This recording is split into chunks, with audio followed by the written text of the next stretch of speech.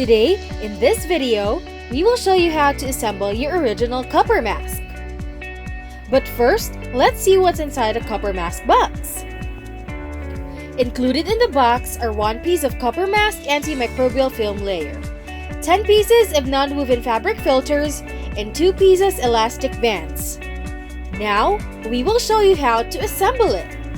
First, place a piece of non-woven fabric filter on the CopperMask antimicrobial film layer. Make sure the position is right and not inverted.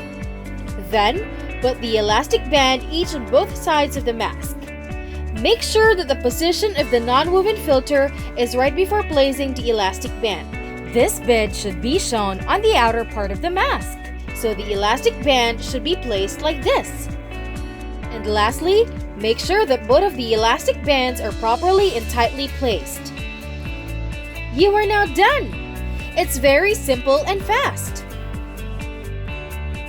Wear your CopperMask whenever you go outside for safety and protection.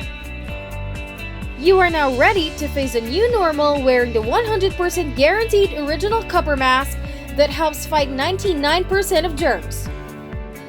Get yours now at www.coppermask.ph/order now.